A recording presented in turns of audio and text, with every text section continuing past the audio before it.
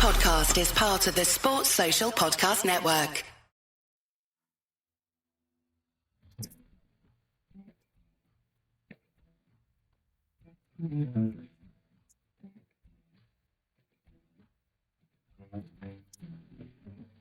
Welcome to the WRAP podcast, the place to catch up on all the regional and national rugby in Wales. You can find us on all the usual social media platforms and message us through there if you want, or you can email us on welshregionalrugbypod@gmail.com. So all the boring stuff out the way, let's talk rugby. Hello and welcome back to the Welsh Women's Rugby Appreciation Podcast. My name is Hugh and I am once again joined by the usual suspects, all of whom are captains, some are doctors, some are seniors. We're all desperately underpaid working in STEM. And they are, I just realised that Harley's changed his name, but it is Harley. It is Harley, Sian and Julia, although Harley, for the sake of this podcast, is being known as the Jazz Joyce Butchers Fan Club, which we'll get into in a second. A reminder for anybody who's watching this on YouTube, please like and subscribe. If you enjoy the show, please share a link with your friend. It really helps us out. Leave a comment. If you've got any thoughts on the topics that we discussed, we will read them and we will reply. And if you're listening to the audio version, please make sure you give us a 5-star review and leave us a comment there as well. We'll probably reply to you there as well. Let's make a start. So, anybody, it's Olympics time. How has everybody been enjoying the Olympics? Love the Olympics. All of it. I love all of the Olympics, to be fair. I'm a big Olympics fan. I watch it all, I have all of the sports. I suddenly become an expert in canoeing. You know, I'm that kind of person. But I love it all. Most fun way to be, same way I'm experiencing it. Of course, I have a few rugby-specific comments. I'm sure you can't tell by my accent, just a few. But otherwise, it's been going great. All the games have been fantastic. Paris did a great job, which, of course, this podcast would hate to hand anything to Paris, but been doing pretty great. Wearing a Paris top. Wearing a Paris. Oh, that's true. That's true. You are a Welsh who likes France for some reason. A Welsh that likes France. I love France. That's true, actually. You guys are both breaking the mold. I've promised to go to Bordeaux to visit someone there and they love a bit of rugby in Bordeaux, so I definitely want to do it. That is Harley, right. are you a Olympics nut? I won't go as far as Olympics nut. I do like watching, and there's a few events I do look forward to. The slalom, kayaking, canoe, and stuff. But it's the track and field. A lot of it. And like rugby sevens and climbing, which are two of my other big sports I love now. It's just glued, and it's just on all the TVs everywhere. After training yesterday, we were there watching the men's 800 meters freestyle, and they're just discussing the whole event. My favorite is the velodrome cycling, especially the eliminator one. Yes, I love that. That's the most exciting sport in the world. That's a very European UK one. I completely forgot about it until it was some video that Sail Sharks had done, but I was impressed by how many of their players were like, I'm really excited for like the cycling in the circle or whatever. And I was like, I don't know if we have anybody who does that. However, I am also the one who's like, I'm so stoked for skateboarding, which is a bunch of teenage girls. And it is my absolute favorite. I love skateboarding. Super stoked the second half is coming up in the next day. What time is it on for you? Like when it finishes, is that like midday-ish? It's ideal for me, honestly, because I wake up and about 8 a.m. our time, which is 6 hours behind France, everything starts. I don't know why. I don't know. I've been asking everybody, but I'm like, were people really playing rugby at 11 p.m.? But I guess so. In France, they kick off rugby matches at 10 p.m. on Thursday nights, professional rugby matches. I have no And idea. they have like 20,000 people in the crowd. Yeah, 9 a.m. That's why a lot of the World Cup fixtures were kicking off at 9 a.m. At 9 p.m. even. That was. And they love a late night. Great.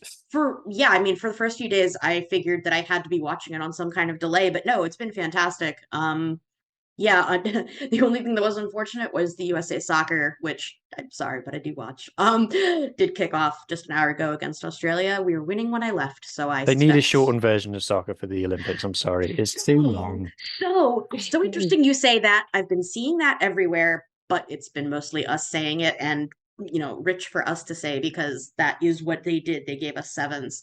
But a lot of people were saying futsal, and I was like, yeah, That'd be a lot of fun. I understand the draw for 11 aside, like it's the global game, it's the Jogo Bonito, but I would really like to watch more than one a day. Yeah. My thought on that, like with football, is and similar with things like tennis. Like, I thought that the whole idea with the Olympics is almost the thing I love about it is it sort of it opens you up to sports you don't necessarily still get attention, and you like, get it's a sport that doesn't need to grow. It's football. Yeah, exactly. Completely agree. Sean, is it mad times in the BBC at the moment? Is it just wall-to-wall panic stations? It's been like this for ages now. We've had like I can't even remember everything that's happened. We were already having problems. We had the election. We had Glastonbury. Well, there was other stuff going on. The Euros, Wimbledon, and then the Olympics. We're all a bit like quite fatigued now. And they don't even let you say that you work for BBC Sport. You work for all the BBC, so you have to care about the boring stuff. Yeah, your Doctor Who was on. That was a big deal. Hey, yeah. Go disparaging Doctor Who now. I have been a staunch defender of the most recent series of Doctor Who. It wasn't perfect. By God, it was a lot better than the ones that came before it. Yeah, it's definitely a lot better written. I think it went back. It's found its right tone again. Yeah. But no, right. This is nominally. Guys, we're alienating the jobs. We're alienating the jobs. Alienating. I see what you did there, Julia. Yeah. And on that incredibly neat link, let's talk about the rugby. So it's been Olympic sevens. Everybody's loved it. Julia, talk to us a bit about in the women's game how much more important sevens is to rugby as a whole compared to the men's. Right? In men's, I think it's fair to say it's a bit of a side quest. Whereas in the women's, like the concentration of the elite players that we've seen in this tournament, it feels like a much bigger deal. Is that fair to say? Definitely. And especially, I referenced it, but, of course we do need to talk about USA and Canada. But absolutely, it's the main answer is that it's more accessible. You need fewer people, and that's of course one of the main things that has hampered women's growth in North America, is that for a very long time it was hard to have 15 people appear at once, even on your college team. So if you're only able to get 14 or 15 people, you can play sevens. You can't play 15s. You can barely scrimmage and do drills.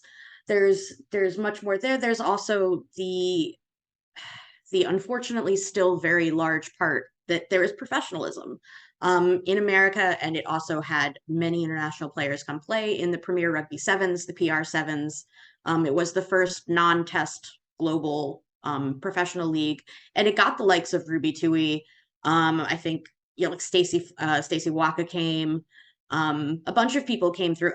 Something like 11 of the people in the wider squad all played PR Sevens.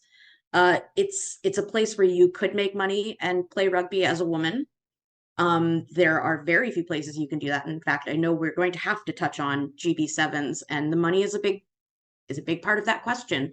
And you can look at, for example, GB versus the promotion of USA and Canada in what the union finds the most important and where they are directing their women, and the heavy importance. It's hard with Team GB though, because it's not just one union, is it? And there's always that little bit of a conflict. Absolutely, and that's something we can talk about here, but you guys know as well as I do that that's actually a topic that, depending on who you bring that up to, people will actually argue it with you. That they tend to usually be English, but that's the only way that it could go. Scotland couldn't put up their own, Wales couldn't put up their own. What we know from... We're not allowed to in the Olympics. Oh, never mind. Right, well, it's true that we're not, though, but, I personally don't know why that is. I've always known that's the case, and we've only had sevens there since 2016, but I actually don't really understand why you couldn't if you wanted. I understand that Wales and Scotland don't have enough of their own money or infrastructure to really put something together, but I think it's a whole wider question about, because Wales isn't technically its own country, I guess. Is it to do with that?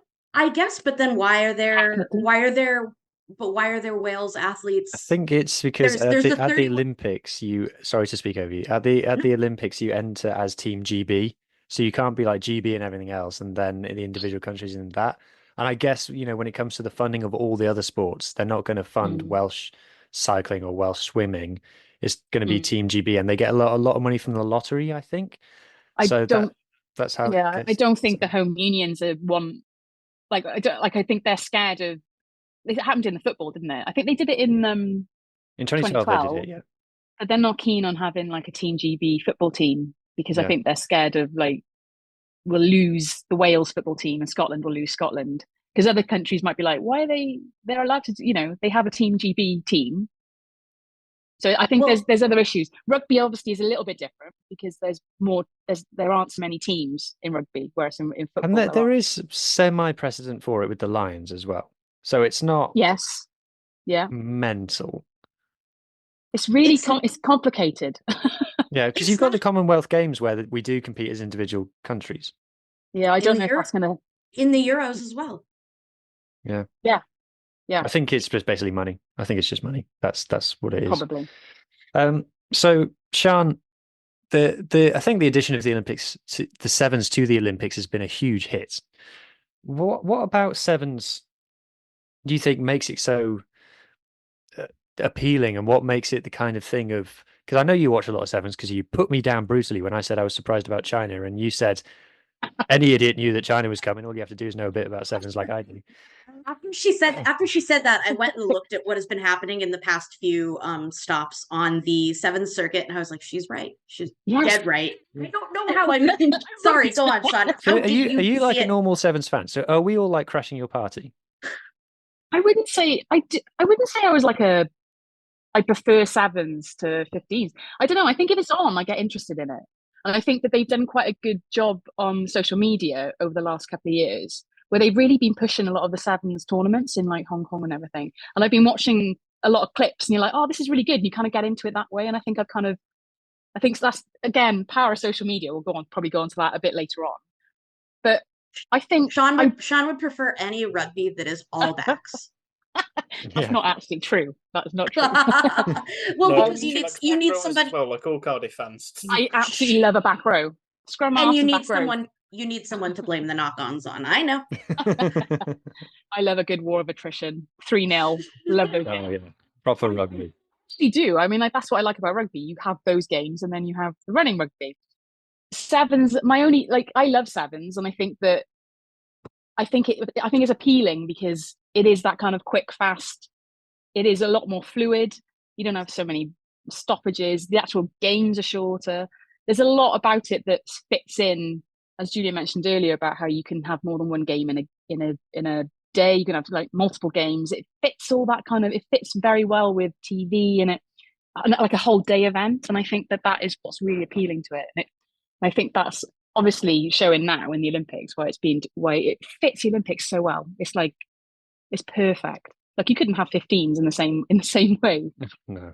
I mean, even though ticket sales are, very low on any of our priorities as like rugby fans, there even is something to be said. I have a friend in Paris who is mostly a soccer fan, but watches rugby enough. Definitely, she's an Antoine Dupont fan. She's French. But the way that they convinced her to get tickets was just like, when you go, you're not just going to watch one match and leave. You're going to get to watch 4 matches. You're going to get to watch the whole heat or whatever round it is, quarterfinals, semis, whatever. And you can do that. That's not just an Olympic thing. You can do that with any sevens. And in fact, I had mentioned the PR sevens in America. That was the big draw that got a lot of people to even attend it, because it's not something people would attend naturally. But just the promise of you can see a bunch of different teams and you can see all of the stars in, 3 or 4 hours. Yeah. I think sometimes, like I when I grew up with rugby, sevens was quite looked down upon a lot. And I think in Wales, it was never really taken that seriously. I think Wales like occasionally put a team out in championships, with very didn't really take it seriously. And I think I can just remember my dad will probably have a go at me now for saying this, but I remember my dad said, "Oh, John I sevens. You miss a tackle and then someone scores." It's like basketball scores, and he didn't like that high scoring kind of nature of it. But I don't actually think that's true. I think like a lot of the games that we saw at the Olympics are actually quite close. It's not necessarily a case of someone misses a tackle and they score. Well, you asked me what the importance is of sevens, and that's actually a big importance, I think, of sevens. Yeah. He's right saying that, it's kind of like basketball. They break away once and they score. Right, but that's really fun to watch. And all four of us here are first longtime rugby fans. We are also all 15s fans. Most of the planet who isn't a rugby fan at all doesn't care about 15s. We're not trying to wrench them away from 15s. Sevens is trying to wrench us away, us in this chat, people like us.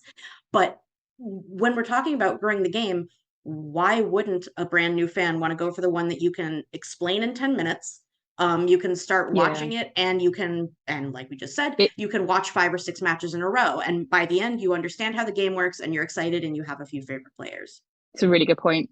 Really good point. Why would they jump into the messy mire that we have as 15s fans? Yeah. Well, it's a hard place to break into. We're very cliquish. There are some very old fights that some of us don't even know why we're fighting anymore. The old rivalries like that. Sevens is a new place where they are growing the fan base. They are growing the number of competitors, and you can get in right now and you don't feel like an outsider. What were you going to say, Harley? Jump in there, mate. I was just going to jump on the whole like with the it's really quick and easy to explain the rules, and one of the things I just want to say is actually from the BBC's comms from it when they were they were quite happy to show the men's all the way through before the proper Olympics started, because the men weren't they didn't need proper Olympic time.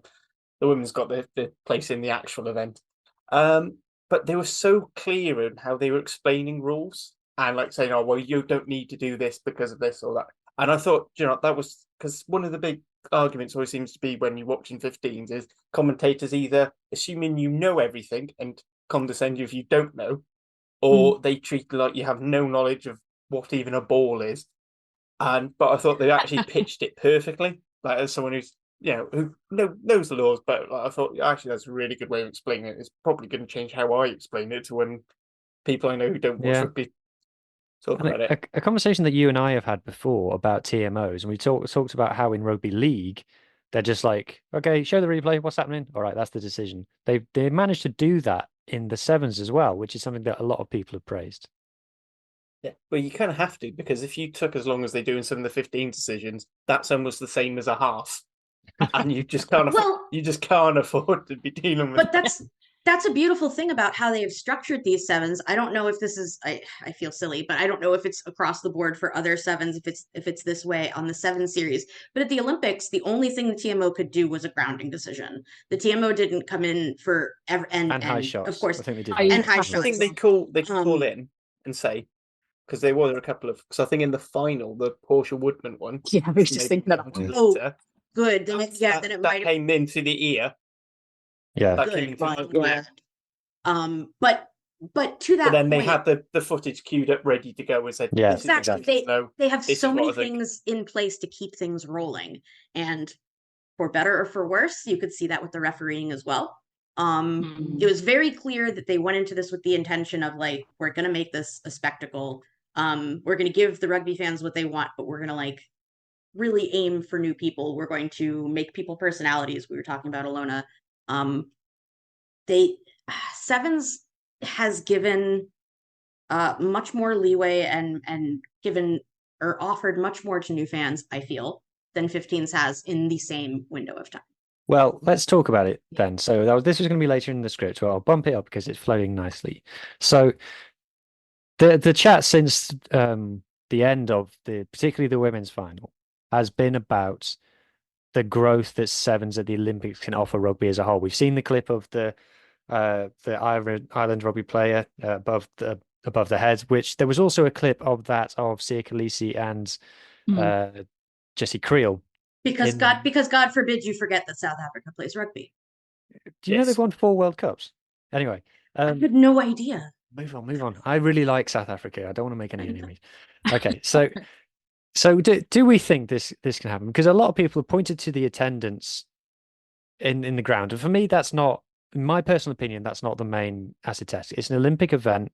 People are going to go to it, whatever it is. Like we said, people who never watch kayaking, people who never watch whatever, watch it avidly during the Olympics. So I'm not. For me, that's not the the acid test. For me, the social media interaction and things that we've seen off the back of it.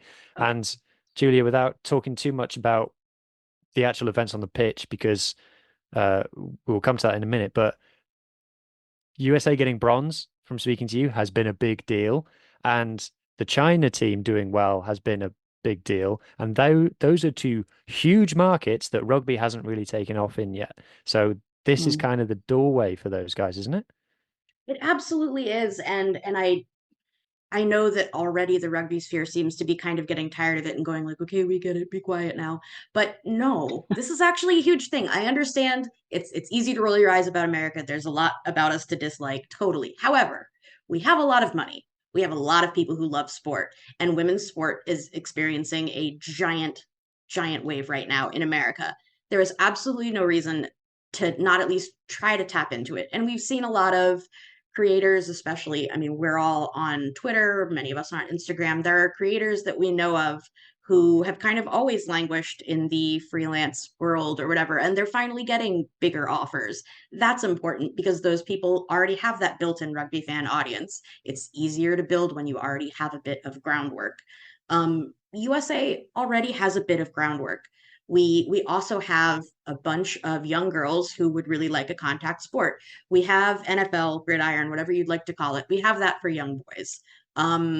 What we've seen in the last 24 to 48 hours, especially since the medal, is that there have been and I've gotten it a lot myself, and I'm definitely one of the like absolute smallest women's rugby creators in America. But we've all gotten reached out, especially bigger names like Scrum Half Connection, reached out with like, where can I find a club near me? How do I go watch live rugby? It's unfortunate that they're all asking about sevens, and we have to tell them there isn't really live sevens to watch in that way.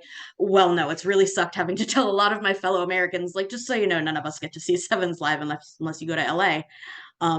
But maybe in the future, because the one thing that I will give us credit for as a nation and as a sporting nation is that we move fast. In the wake of that bronze medal win, Michelle Kang came and gave them $4 million. She said, I liked what I saw. Here's $1 million a year.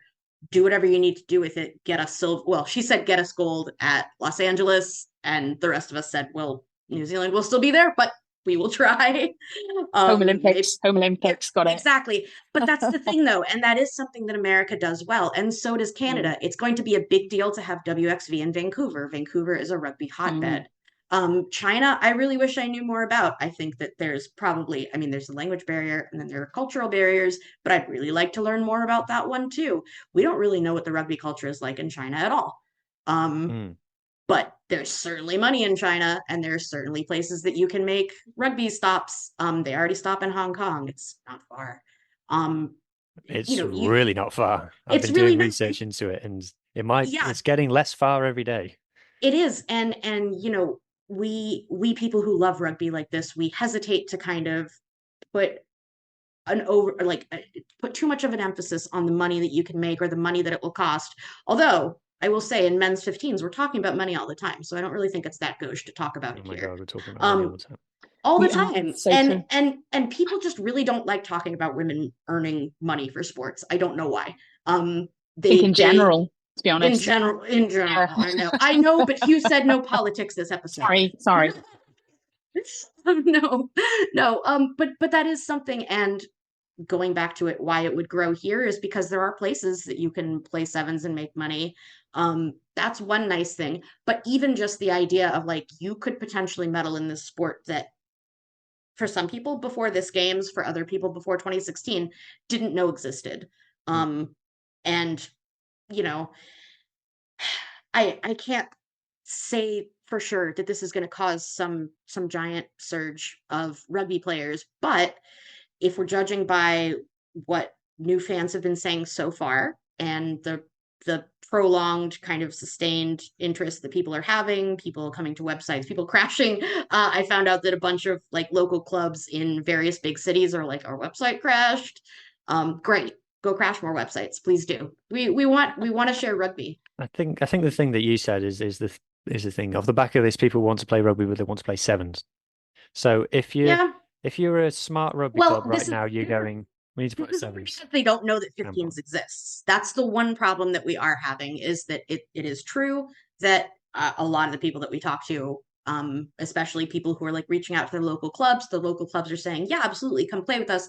We play 15s, not sevens. It won't look exactly like what you saw. However, But I it's think equally fun. surely the same people could put on a Yes. sevens thing. I mean, come on. But that's the thing, is you can, and there's room for that. It's only been 24 hours since any of this happened. There's absolutely room for it. What we really need is the money, and we need people. Yeah. America has everything else we need. We have the infrastructure if we want it.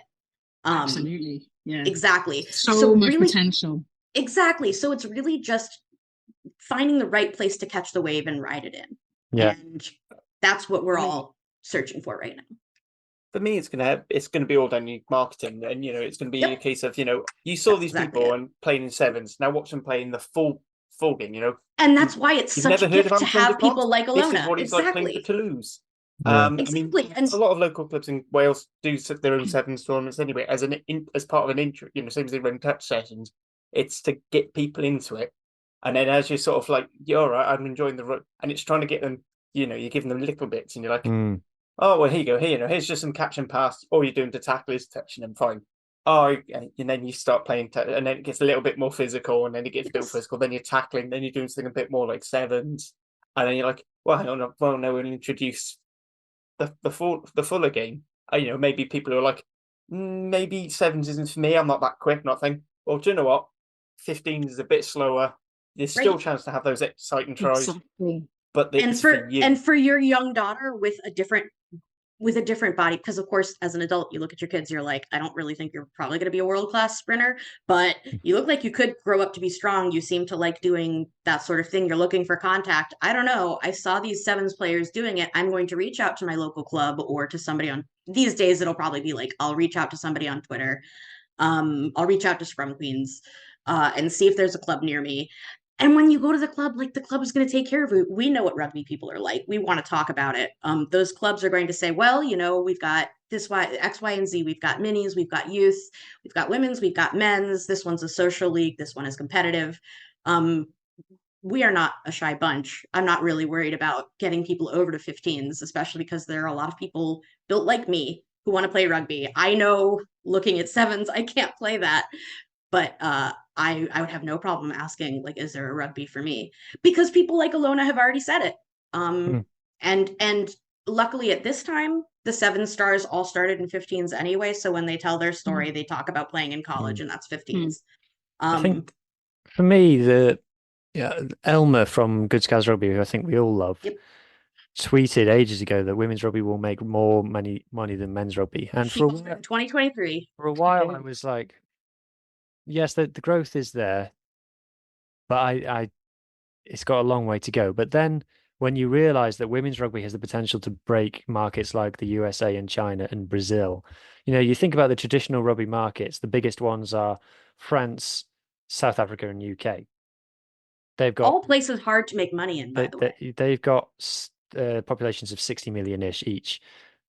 The USA has got 350 million. 350 million people there, and then you chuck in Brazil and China, and it's the game over. That's it. There's difference. So that, for the first time, I can say, like, I can see it by being in these different markets.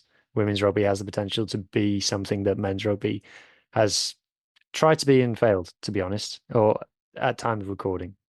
There is also something to be said for the differences between what male athletes are like and what female athletes are like and what they're looking for. Going back, sorry, only because she's talked about it so much, but Ilona has talked about how women have been hesitant to play rugby because they're worried about getting too bulky, or they're worried they're going to get hurt. Sevens is the kind of thing, is a gateway that you can offer. There's a lot to be said for sevens as a tool, even if you are ultimately trying to grow 15s. I feel like getting people to talk about rugby at all in these markets, in China, in Canada, here, Brazil, it's hard enough to get people to talk about it because it's not hockey in Canada, it's not soccer in Brazil. If you get them sorry, go on. No, I interrupted you. Sorry. No, so I lost my train of thought. Go on.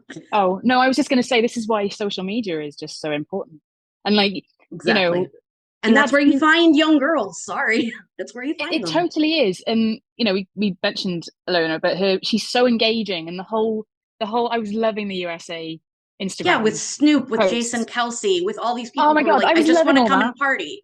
I just want to come and party. So I really like that they have a shirt with their faces on it. I just think about like, I never saw anybody wearing an Antoine Dupont button-down Hawaiian shirt. That would be really funny. That would probably go viral. Like, I understand that going viral is cringe to like older men. Fine, you don't have to. Let somebody like Elma or Stella Mills go viral instead. Yeah, just let them do it. Really important. They will bring you people. That's what Ollie, you've got a few Hawaiian shirts, I'm assuming. Yeah. I don't know what you're assuming I would have them, but yes, I do have a few. They're a men's thing. Well, they're not just a men's thing, but you know what I mean. I'll be honest, the one thing I'm gutted is I did not buy the Fijian rugby one from the World Cup. I was so close to part my money, and I didn't. Dragons do one. Have you seen the Dragons one? No. Yeah, it's not Stitch, pun intended, on the Fijian rugby one. Well, you're going to have to make one yourself, just like Ilona Maheris' dad did. And judging by the name on your account right now, it's going to have to be either Jazz Joyce or Alicia Butchers. We need Leslie. Leslie to do it on her. It's fine when you're the dad of a player or a relative or the significant other. I feel like if I did it, I just look like Sir, you need to leave. Sir, they've asked you to leave the stadium. You're making Wasn't that a story? Wasn't that a story on Good Scouts Rugby where they were wearing each other? Like, there was a guy wearing his shirt and he was like, no, it's fine, it's just my dad. Yes, it was Ilona Maher. Although I will say a few other people on the team have them, but of course people aren't talking about them. But Sammy Sullivan's family all had Sammy Sullivan shirts as well. But yes, Ilona Maher's was the one because they came up and they were like, "Sir, like that's a little bit too much. We're worried that you're going to make her uncomfortable." And she came up, she was like, "That's my dad. Don't worry about it. So made uncomfortable. Do not take him to jail."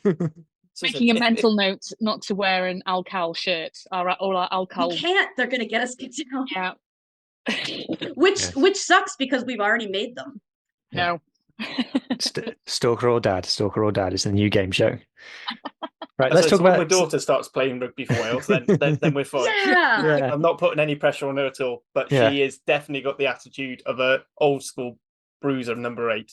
Yeah. Just the way she runs through objects to get to what she wants. we like that. We like that. I was going to say, if there is any kind of rugby player that Wales women develop, it is back rows that will crush you. Yeah. Speaking about some of the rugby that happened on the pitch then, so New Zealand got the gold, defended their title. Someone else who defended her title was New Zealand's Portia Woodman. We mentioned the fact that she probably should have been sent off. The GOAT of the women's game? Fair to say? Yeah. Yeah, right now, so. Yeah. You had it actually, Hugh, so I need you to tell us again, but you actually did the count of all of the things that she has accomplished. It wasn't even all of them. It was just the main. I think she is the most medaled rugby player. So all the things that you would want to win as a rugby player, she won them twice. She has won. Yeah, it's insane. His stats are incredible. She's 38 tries in 25 games for the Black Ferns, 15. 20 Olympic tries. We've only been in the Olympics 3 times. She's got 20 World Cup tries, 15's World Cup tries. She got 8 tries against Hong Kong and 13 in one tournament. Like, I mean, that does say a bit about Hong Kong women at that time.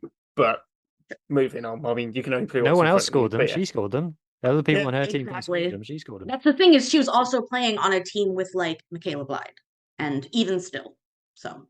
Definitely something to be said there. Like I said, she's only played 25 games of international 15s. Yeah. She's played 240 games of 7s and scored 250 tries. It's nuts. I scored 2 tries in my entire professional career in 15s. So yeah, up there with GOAT. No, I mean, in terms of how long she played, New Zealand is going back quite a while. New Zealand has a lot of long-lasting women's players, but even still, I think she's pushing 40, which is insane considering the shape that she's in and these tries that she still scored. I just remembered. But I mean, so it's slightly Portia Woodman related. So they did the haka at the end, and this is something I know nothing about. Is it a special lady haka, or is it a variant one? It was written by I don't know who the elder is, but it was by an elder from one of their families or their groups. I don't want to call it wrong. Iwi might be the thing, and I might be wrong. Sorry, New Zealand. Yes, it was written by somebody who matters very much to them, who has the authority to bestow haka on teams. That's so cool. It is cool, and I think it changes. I don't know how often it changes, but I know that it is narrative. It's about whatever they've done for the past whatever seasons or years, which is the coolest thing ever. And then also it makes like the most badass stills I've ever seen. Photo images of just like the sickest thing I've ever seen. The All Blacks changed up their haka this year as well. That was cool. Yeah. I think they change them all the time. So, sorry, what? We had a New Zealand teaching assistant back when I was in primary school, and she said that, back then she said that women aren't allowed to do the haka. It's the man's warrior dance. So the fact that they're even allowed to do it just shows a huge, that to me is a huge cultural shift anyway. Yeah, but yeah, they're definitely. always. It is in the always last interesting stories, although nothing for me matches the sippy towel. But that's a different debate for another day. I like the normal haka the best. I'm sorry. I know that's not like cool. a classic. I know it's cool to like one of the other ones, but I just like the normal one best. I'm sorry. The Tonga sippy towel is just amazing. That is cool. I just think it's better than any of the hackers. I also love the Uganda women's sevens team that dances after, and it's a traditional Ugandan dance, but it looks like a party. So apparently they have some traditional dances at Bordeaux as well, but it's not the rugby players who do it. It's some other people who can come and do it. Oh, okay. I was worried that you were going to say that they do it with not enough clothes to discuss. That's not for me to judge what's enough clothes and what isn't. What goes on in the changing room stays in the changing room. Listen, that's not our business. So the silver medal winners were Canada. Canada making second best their thing this year. Fantastic season they've had. The Pac-4 title and now this. I think is it fair to say that getting into the final was an incredible achievement? Who did they beat? They beat Australia and who else on the way there? Was it France they beat as well? I think it was. They did beat France. I just don't remember if it was in the knockout rounds, but they definitely played France. I think it might have been the quarterfinal. I think beating Australia was a massive result. Australia, a good side, a really good side. I thought they were going to walk it. Two matches for Australia in a row that you would not have expected to go the way they did. I understand just from reading stuff that the overwhelming feeling on that team is not good. Heads aren't going to roll. I don't think Australia isn't a really reactive union like that, but I can't imagine. Coach on the sideline looked broken. It looked not good. Australia isn't in the best shape though, is it? In general, no. And that's what I mean is the overwhelming conversation is not good. Yeah. Well, the Wallaroos got absolutely battered by them. Yeah. No, exactly. Good point, Sean. It's very similar to Wales, and but the thing with USA when you beat them was their players were already crying before the ball was dotted down. That's the thing about the sevens is they knew it was over, and it was. I don't know if you guys saw, because I think it was just reported like an hour or two ago. I think I just saw it mindlessly scrolling. The story there is Spiff Cedric thought that her try was the winner. So she started celebrating and everyone was like, you need to kick. And that's why you'll see her. She was going like this. And then she was like, and then they immediately panned to the US on the sidelines. A few people were crying, and then there was Sammy Sullivan, and unfortunately they got her really tight in a close-up of her going, shut the fuck up, everybody I saw that. Which was very American, and to me I was just like, God bless America. That's right. Shut up, everybody shut up. Okay, we won. Okay, we got it. I love it. It still got me to tear up. So come on. Talk about the USA winning bronze then. Okay, thank you. It was amazing. I have cried at very few rugby anything, and no other sport has ever touched me anything like rugby. It was amazing. I was probably among the almost entirely US fan base that thought there was no way. I remember I was in chat with you guys where it was a safe place to say, where I kept going Doomer over and over, because first we thought we were going to get to play that graph. Canada. It was like, we're so back, it's over. Yeah, We are exactly. back. It is over. I'm so glad you brought that one up, because I was going to reference it, and then I was like, well, this is an auditory medium, so probably don't mention a meme we're not even going to flash on the screen. But yeah, it was so over. We're so back. We're so over. And it did feel that way, and especially after the match ended the way that it did, in the France-Canada match, and then I don't remember what ended up. Oh no, it was Canada beat Australia, and I was beat Australia, right? So I thought that we were gonna exactly. So I thought, oh no, I mean, I wish I could say that I was one of the people who's like, I knew we'd do it all along. I didn't think that this was going to happen. You can see by the score that it almost didn't. But truly, and we've touched on it already, so I won't hammer it too much, but what it means in America is more than I think most people from rugby nations understand, because this is in no way a rugby nation. We're getting close. It's really nice now that everybody isn't automatically calling us tier 2 because our men are tier 2. We haven't been tier 2 in a while. We're in WXV.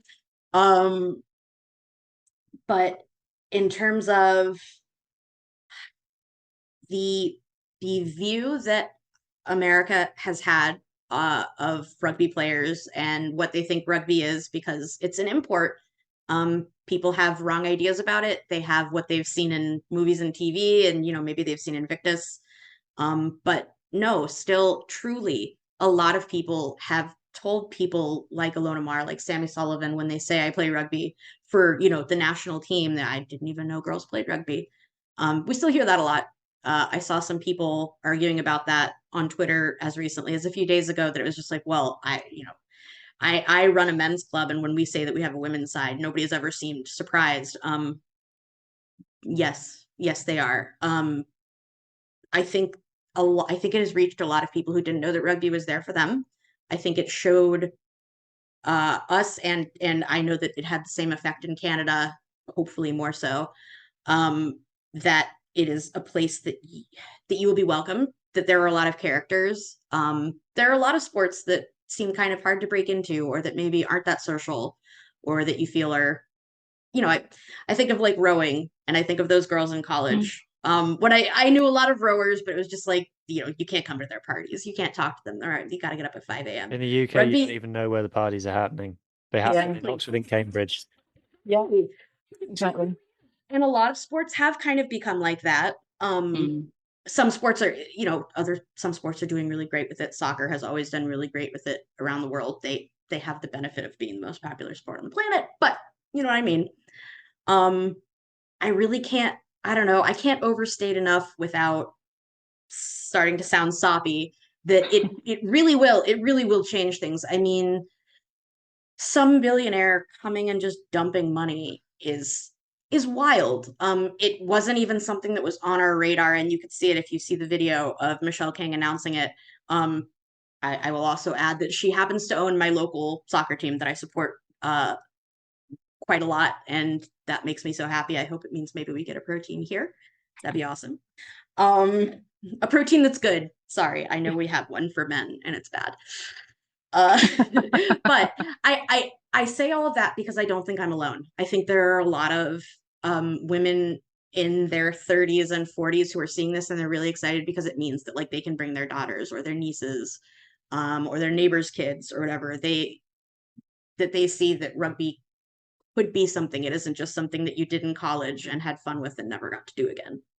I do think similar happened in Wales last year, the previous Six Nations. I do think something similar happened on a much smaller scale. But I think Wales doing well in the Six Nations. I saw a lot of my friends, people who never really admitted that they liked rugby before, saying, "Oh, I really like the rugby. I wish I could have played," and all this kind of stuff. Exactly. It's things like that, and it's that representation, I think. Exactly, and to bring up Wales, in fact, even though we are going to have to talk about GB's performance, apart from the performance as a team, though, Jazz specifically, I think, has been super visible. She's been super visible. She's been doing really great press. I think not just press. Yep. She's always been chatty, but she does really good press. She gives great interview. And the number one thing is that she's really proud to be from St. David's. She'll talk about it all the time. You can be from a tiny village. You can have a hot wife who's also really good at rugby. Yeah. I think that's a little microcosm of like, we can have that, you know. Yeah. Ilona Maheris even, she's also from a small town in a small state. Definitely didn't come from like some rugby powerhouse. She played for Quinnipiac, which is a good rugby university, but you know, there are a few universities that are kind of known for pumping out players. She's not from one of those. You can be anybody, and I think this exact games brought it out and said, consider rugby. Your kid can do it. It's not that unreachable. And also now there's something to aim for. You're on mute, Hugh. Oh, you're on mute. Hugh, you're on mute. Sorry. I was saying something fantastic and fascinating. Really profound. Yeah. You have to give it to us again. So speaking of Ilona Maheris then, so I didn't know Ilona Maheris before this tournament. Sure. A lot of people didn't. Most famous rugby player in the world, has gained 1 million social media followers in 1 week. Yep. I can't imagine what that's like. Which topped her other million, so she's actually at 2.9 million. Yeah, she's now at 2. Yeah. So I feel kind of lucky that I became aware. I saw her on the pitch before I saw her on social media. I probably will have seen a clip of her before, but my first impression of her was like, you know, Ellis Genge in the men's is known as the baby rhino. I was like, well, this is a full-grown adult mama rhino running with the ball here. My good grief. Like, I messaged David from Scum of the Earth, and he was like, oh yeah, the grass that she runs on is scared of her. Like, yeah, pretty much. And it's a shame that Jazz Joyce has completely ended her career. But that's a joke. But someone talk about her. Someone talk about Ilona Maheris, and just talk about her as a rugby player as well, but also her impact that she is completely just broken everyone's perception of what a women's rugby player can be. I'm happy to do so. I mean, you know, I've touched enough on what she's done for kind of rugby in America, but her herself, yeah, there's a lot about Ilona, and she capitalizes on this very well. And I think it's a lot of what made her messaging so good is that she has a good finger on the pulse of what's going on with young female athletes in America, the things that they are, I hesitate to say battling, but like what they're coming up against. And she also happens to be somebody who's super social and is really active on social media. And she found the crossroads of those. And I think that she's exploited that well. In terms of who she is, yeah, she's 5'10", 200 pounds. She runs like a beast. She's also very fast. Her teammates like her a lot. She's poised to be a great leader. It's somebody who has a lot of things going for her, and I think there was a little bit of an aspect of right place, right time, but that's okay. Sometimes that's just how you catch it. You know, if nothing else, it was extremely organic. She's so engaging. The thing is, she's so engaging. She's so personable. Every story that has come out, they've been mostly American because she tours around here and she lives in Southern California, which is the big rugby hub here. But every story of like random people meeting her is always like a Keanu Reeves effect of like, she's so nice. She did hours. No, she talked to my kid. She like talked to my kid who wasn't even making sense. She played along with it. Of note, like most like all women's rugby players at her level now in America, all of them have careers. Most of them also have degrees. Some are in the military. Military is a big one. Sammy Sullivan is an Army captain. But Ilona is a nurse. She's a registered nurse. She completed nursing school, which if you are an American listener, you know is quite grueling in America. And that is, and she still says to this day, you know, she knows that her body will give out. This is another thing that humanizes her. She knows her body will give out. She knows that sports isn't something forever. So it's so important to develop yourself as a person, whether it be your education, whether it be your outlook on life, the connections that you make. And I really think those are the things that make her so appealing. She is an amazing athlete. We love it. Like you said, like what David said, she runs like the ground should be scared of her. She's a really powerful athlete. She's a great role model. It's just the thing is, she's a great role model. So a wonderful post is that did. more important? Exactly. Is that more important? With someone of her platform, is the role model more important than the player? Well, that is it's the most important thing. But I think it is. I think that it does have a relevance. I think it is also. I saw a brilliant post. Sorry, I had to mention this because it was quite personal in a way. But basically, she was calling out trolls, basically having a go at her BMI. Oh, she's overweight, all this kind of stuff. And she totally. She's at the Olympics, and you're not. Yeah. Exactly. And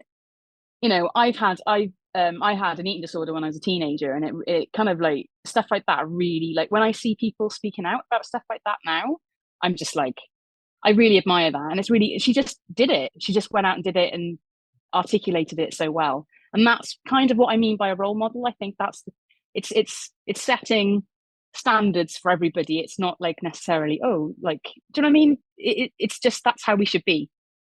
It also causes a knock-on effect. I can't say for sure that the fact that Ilona openly talks about her body a lot and about the kind of horrible comments she gets, but it does just so happen that not long after she started that part of her social media empire, that somebody like Ellie Boatman came out in GB and talked about her body issues. That is something. That is something that for women, a lot of the time, the same way as a lot of body issues for us, the same way as talking about your period or reproductive issues, it's something that you don't really feel comfortable talking about until somebody else does. And this is kind of what I was touching on about the importance of in this topic about the difference between women athletes and men athletes, is that, and it doesn't take away from the athleticism or anything, but yes, there is something to be said that women in sports, especially in contact sports, because of the way that we were socialized around them for so long, there is something to be said for somebody who is seen as a good role model and good person other than just an athlete. And, even to take away from the difference between the men and the women, Antoine Dupont came out and said, I think if any of my teammates said something homophobic, I'd straight up stop them. And that shook the world because rugby is a really homophobic place, or was for a long time. He was teammates with Jaminet up until quite recently. But moving on. He did say homophobic, not racist. Not racist. Yeah. Okay, technically. Exactly. He wasn't a World Cup squad with a convicted racist. Oh, God. Exactly. Well, and, that's something we could spend a whole other episode on because that's across men and women's rugby. I think we won't name names at this point, but we've talked about it before about some of our disappointment about people who've been selected for Wales, who you kind of don't want on your team, but there they are. The controversy that came out with the GB7 squad. Yes. We can lightly talk about that. We don't know that much. I did see the picture. It looks like just the stupidest mistake you could make, like the stupidest racist mistake you could make. But you were just wearing a regular mud mask, and then she was like, "Let's make it racial." Weird. But hopefully lesson learned there too. Yeah, let's move on and talk about GB then. So, Sean, give us some of your hot takes. Okay, so there's safe space here. GB has done really well in the past. At the Olympics, the women's team has. It didn't go great this time, and whilst the results weren't embarrassing score lines, it was considering some of the individuals that were on that pitch, you felt it could have been better. Is that fair to say? Yeah, I think when you look on paper, the kind of talent that the squad has, you'd think that we would have done better, basically, isn't it?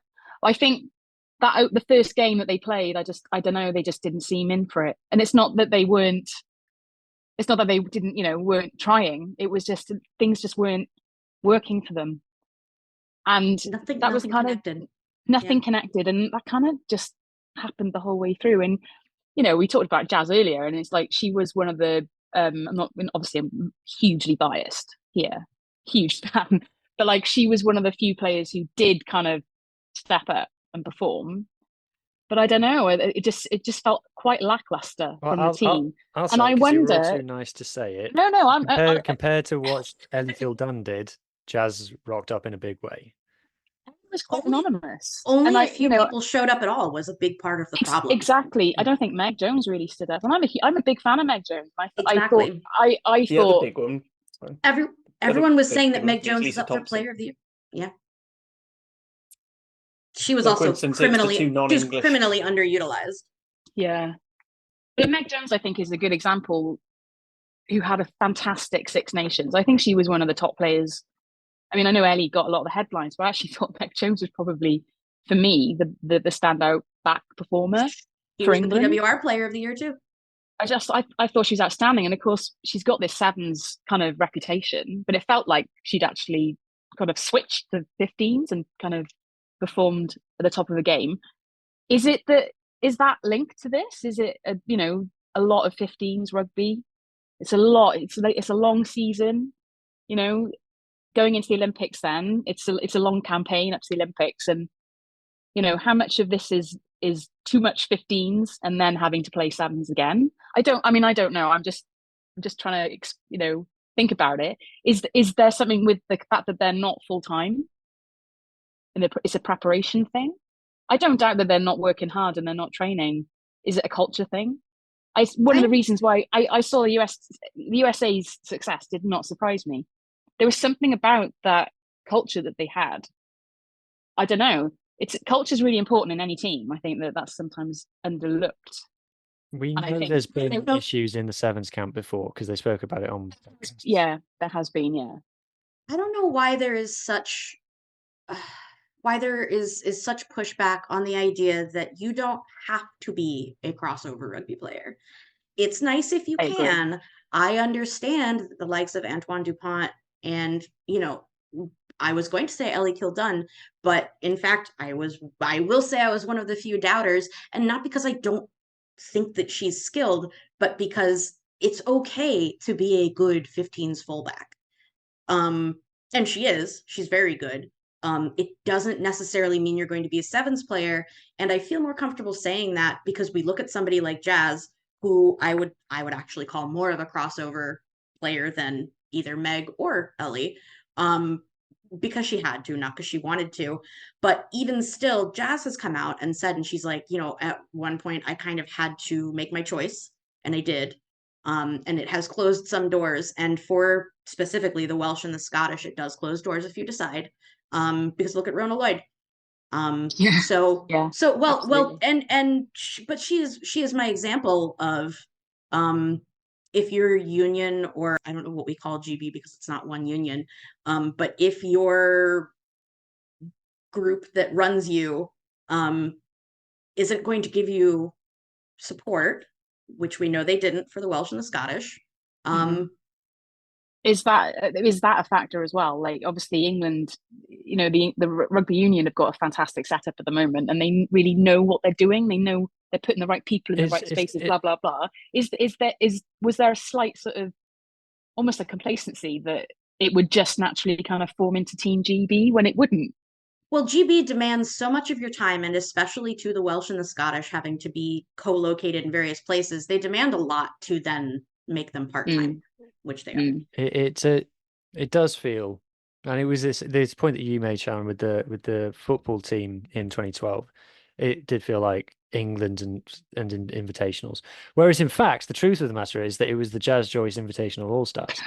And Harley, the club started. Yeah, Harley, talk to us a bit about what never works, does it? Never works. We know this with live tours. Sorry. Yeah, sorry. So Jazz was clearly the best performer for me on the GB team. The tackle on Ilona was she's fearless. The moment of the sevens for me, the thing that I've watched on replay over and over again. Tell us a bit about how do we have this woman in our 15s team and she never touches the ball? That's a different problem. I was gonna say that has nothing to do with Jazz. Why she can't have the ball? That is not. It's because the ball can't get out there. Yeah, that is basically because Wales women at the moment are set up for 10-man rugby. Basically, they've no idea how to get that ball from the pack out to the backs. It's just and how frustrating from how much it's an annoying. I mean, it's all right for Wales women because they probably have the players that can get away with it. The problem, I mean, I hate going back to the men's, but the problem is the men's do the same thing and they haven't got the full 80 players to do it. It's stupid. But yeah, Jazz is just, whenever there was a big moment needed, so when we were down against, back when we were down against China, Jazz comes on, boom, instant impact, breaks through the line, busts through 3 or 4 Chinese defenders. And, she gives you that injection of pace. I think in the first Ireland game as well, she did something similar. She sort of comes on, boom, there was the moment that sort of sparked. The thing for me that I think GB failed on, it's up here. It was a lot of very stupid things. Like not going back or like kicking the ball away. I mean, the thing that ultimately lost us that China game, I mean, aside from, if we could kick our goals, it would have been a lot more comfortable anyway. But because of that, they were all panicked and then throwing the ball out into touch. Now, that's not a new player, right? That's a very experienced Sevens player who did that. She knows that's going to be a penalty. Yeah. And they're panicking. And it seemed, even that whole game, it looked like GB were reacting, not. There was a lot of loss of head. We've made the last 2 Olympic semi-finals. We are a very good team. We have got Red Roses here, who are some of the best professional women's players in the world. They just, when you look at teams like New Zealand, Black Ferns, actually USA and Canada are the same. They've got this sort of calmness saying, we are the best. And it transitions into how they play. So it's not. There's really something to be said for practicing together more. Well, Canada and USA, at least, I will tell you right now, those 2 teams, with the exception of somebody amazing like Alev Kelter, with the exception of those and Sophie DeGoody, those teams practice all the time together and dedicate to sevens and to the national team. You definitely can't say that for GB in its current form. Yeah, They looked like it a bit. It reminds me a little bit of Wales. It was a little bit like Wales. That was what it was. You and I were talking about that. It looked the same way as during the Six Nations. Exactly, this lack of preparation. It kind of just, and that level, that kind of stuff really matters. It really, really matters at that level. It's particularly frustrating when there was ample preparation. It wasn't that like when we saw with Wales that it was like, did you study? We know that it wasn't, because there's no chance that no team didn't study for the Olympics. Yeah. So it wasn't that you didn't do your homework, or if you didn't do your homework, you deserve to lose. But I don't think that's what happened. It seemed more like just complete lack of cohesion. I actually thought that they were going to lose to China because like I said earlier, I've been watching China. By the first half, you would have thought. I've been watching China for a while, keeping an eye on it, and they've been playing for quite a while because they had to qualify and all this kind of stuff. But they're playing really good rugby. So they were so well organized. Exactly, and organised. That's the key. So I kind of didn't surprise me actually that they lost. I was like, actually, that was sort of not. Actually, I need your guy. Given how Team GB were playing, I need your guys' help because there is a guy who is consulting for China or consulted for China. I'm sure he's some guy I should know, but I don't. And I don't know how to pronounce his last name. Tietjens? Tietjens? Oh, okay. So not somebody people know. Okay. Well, he was consulting and apparently was a lot of the reason that they rocketed so fast. I don't know. I thought he was like some older male rugby player that you guys would know. Never mind. Maybe. He might be a dedicated sevens guy, which it's not really on my radar. Anyway, but to that point, they made the investments. That's another thing. It does make me think about what you're saying about good 15s players don't, if you're passing between these gyms, doesn't necessarily work. Like Antoine Dupont is a freak, but even then, he couldn't do a whole game with sevens. No, he do a half. He was awful, but he became a fantastic impact player, and great. But like Michael Hooper was probably one of the greatest the greatest sort of athletic sevens who you think would be made for sevens. Open side sevens. Yeah, two different types of sevens. There's a 7-7. Yeah, it's like 7. 6 if you're in Argentina or South Africa. But anyway, but he couldn't do it. Samu Karevi for Japan, I don't think he looked particularly. I mean, that was a weird one as well. That was when I first watched the first Japan game for the men's, and Samu Karevi was playing for them, and I was like, well, was he not playing for the Wallabies? Anyway, that's another debate. But yeah, it's very hard, and not many players can do it. So is it really that a surprise when you're just trying to throw some high-level Red Roses you spent all their time in the Red Roses camp over some people who've probably spent a lot more dedicated time, like Rona Lloyd, who's missed Scotland games, so that she'd be with GB7. I'm a big fan of hers. I was going to say, I'm never going to shut up about Rona missing this, because I do truly believe that if Rona had gone in the place of Ellie Kildunn, I do think they would have gotten to the semifinal. I'm sorry. Rona knows how to win matches at the Olympics because she's done it. That's all I'll say. Absolutely. So we'll draw a line under Olympics chat there. So we're into the any other business end of the podcast. So first off, let's talk about PWR signings. So there's been a lot of movement. Oh, yes. Massive movement. So come keep up with it all. So Jazz has gone to Bristol, which not a surprise. I think recently. Yeah. Signed. And it was because of GB doing some weird stuff with her contract that she ever had to leave Bears. But yes, as I said when they made that announcement, if she went anywhere else, first of all, I'd be very mad at her, which I know she cares about, and I think probably her wife would hate it. I don't know. I could imagine if she moved up to like Gloucester or Exeter or something like that. When it got to the derby, she'd be gunning for her. Yeah, absolutely. Here's what happens to you after everything you put me through while you were in the Olympics. Yeah. So that was the one. Al Cal has left Bristol Thunder and is going to Harlequins, which we didn't expect. Yeah, that was a curveball. Julia was convinced she was going to join Bears. I really did, only because of who all she was hanging out with, and you would have thought her partner, the former captain of Wales and also a former Bristol captain in Snowy. No, didn't work. Yeah, the siren call of the big smoke. I didn't know the Welsh were so susceptible. Yeah. It's the biggest Welsh signing into Harlequins on either of their teams. I think we'll all agree. Oh, completely agree. Imagine Al Cal and Jade Conkle playing together. I'm so excited. Excited. This is why I want the women's Lions. It's for combos like that. Sure. Yeah, I think Quins have made some really good. Quins have made some really remarkable signings this time. They've really made some good signings. I'm so excited for the new season. It's going to be so good. Talk to me about Ealing then. So Ealing are assembling. Ealing have clearly been told, okay, so we're not allowed to do men's, so fine, we'll just do the women's. And everyone's gone, wait, no. Oh, wait, no, not like that. Yeah. So who have they got? I don't actually. I can't remember all the.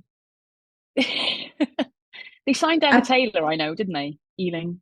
Which is a good signing. No, Ellie Kildunn plays for. No, it's which one? Ellie Kildunn plays for Harlequins. Yeah, Lisa Thompson or something has gone there, hasn't she? Oh, Tomo, that's right. Tomo was the Tomo has. That's what it was. I was thinking. No, there's a Red Roses back. One of the Red Roses back three players. I've completely blank because there's so many went to them. Oh, they went last season. I don't know if this summer. Oh, I was going to say Abby Dow. That's what. Yes. Abby Dow. Yes. What are they called again? They're not called Trail Finders. What are they called? They're Trail Finders women. Trail Finders women is what it is. Sorry, I found it. I don't know that player. Emma Taylor is one of them. Tomo is one of them. Sarah Denham, who is also really big in the Celtic Challenge out of Scotland. Oh man, I forgot about that one because that one hurt my heart. I forgot about that one. I can't. It's been hard to keep up with them all, to be honest. Yeah, Lisa Thompson, Emma Taylor, Sarah Denham, Katie Mattison. Yes, Katie Mattison and Brooke Bradley. So that's a very, very intimidating. And Grace White is the other one. Yeah, and a few names that I'm not super familiar with. They got Chloe Rowley. Oh, that was the other one. That was the one. That was the one. It was like, oh, okay. Then a big fan of hers. Oh, you're not playing around. Yeah. Oh my God, that's right. Oh, right. They got a bunch of sevens players. They got Ellie Boatman. They got Emma Uren. A few people who've been playing in wider pools but are not big names. Is Emma Uren related to Andy Uren? All I know is Emma Uren is born Swedish. She just bided her time to be GB. So if he is Swedish, that might be him. I don't think so. Oh well. It depends. Depends if he's like the younger, lesser brother. Yeah. So this is interesting. As I'm looking at all of the new signings, that's very few England qualified players. I wonder what that's going to mean for the EQP requirement. Ever since it came about, it's kind of like shifted between which team is like having the worst problems with it. For a while, it was Exeter. Now they're having no problems at all. It was Loughborough for a while with all the Didn't Scots. Sharks and Tigers both get points deductions because of it? Yes. Yeah. Yeah. And Sharks, I suspect, are really close to it again because they just signed a bunch of Eagles. But they lost a bunch of people. They Really? lost some Spanish. It's funny to me that international women's rugby players are living in and around Sale. I know. It makes me so happy. But what makes me more happy is that they are all being coached by Rachel Taylor. But I'm from that part of the world, and there are some nice bits and there are some not nice bits. So I'll be interested to know where they're living, because Wesay Naithalevu, who captains Fiji men's, has just signed for Sale. And I'm like, where is he living? He is not living in Stockport. So I want to know where he lives. Just wait until you see a load of Fiji kit just sort of floating around outside your street. And well, that's what I asked. I asked someone who knows him, is any of his Toulon stash going? And apparently no. Apparently Fijians send all that stuff back home. It's fair. Damn it, he's not willing to give it to some random guy off the internet. Damn it. Okay, that was that. Someone asked me how I feel about Lee Halfpenny signing for Harlequins. Yes. No. No. I think he only signed because Alcal went. I think that was yeah, to follow his I think Alcal texted him and was just like, "Have you heard about London?" And he was like, "Oh, word." So this I am. called London. Let's bring my mate Win as well. I'm Win. Yeah, I'm Win. So to ask, okay, I'll do that first. So Harlequins made a big deal about Lee Halfpenny signing, and there's like loads of graphics. They did more graphics for Lee Halfpenny in the last 10 minutes than Scarlets or Cardiff or Wales have done in the last 15 years. That grinded my gears. Right, but remember, if Wales makes any graphics, they will be inscrutable. And they'll probably be copyright claimed. Don't get me started. So they did this whole big thing about Lee Halfpenny signing, and then they announced Wyn Jones. So imagine the pitch. Have you seen the Wyn Jones announcement video? Yes.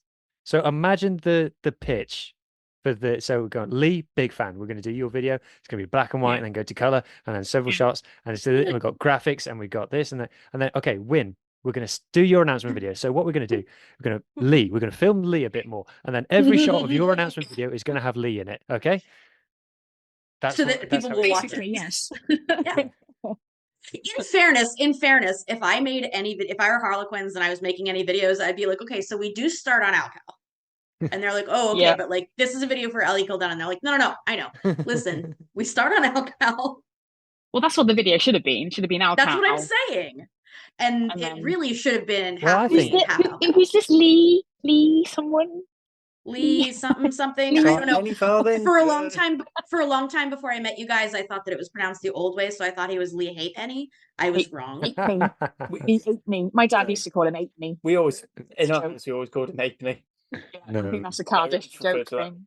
Yeah. So given his injury record, he's more bullying now. I'm glad to see Lee still playing. You know, I'm a big fan of Lee's as well. A lot of his peers have gone to Pro D2 or Japan. He's out here. He's signed for Crusaders for a year, and now he's gone to Harlequins. So he's like, I think it's nice to see him back. To be honest, the rest of you. Yeah. Even more hilarious. He signed Crusaders as a 10. Yeah. So my dichotomy now is Lee Halfpenny is my favourite player, and he has been since he started playing for Wales.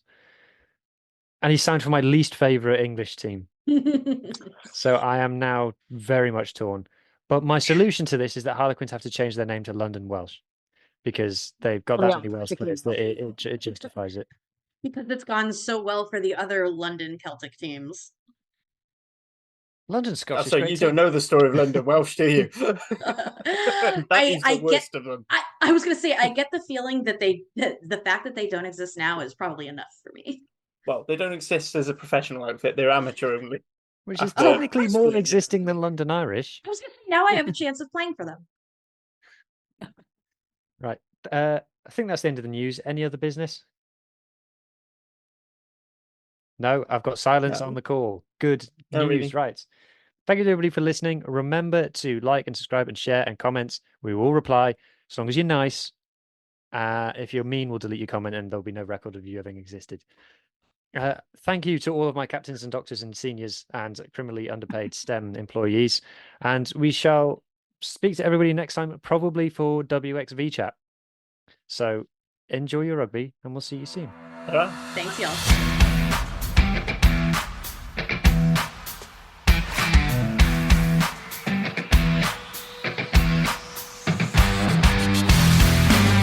Thank you for listening to the WRAP podcast. We hope you enjoyed listening as much as we enjoyed recording it.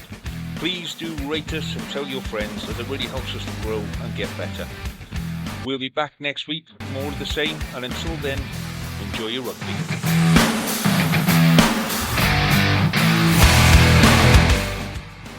Sports Social Podcast Network.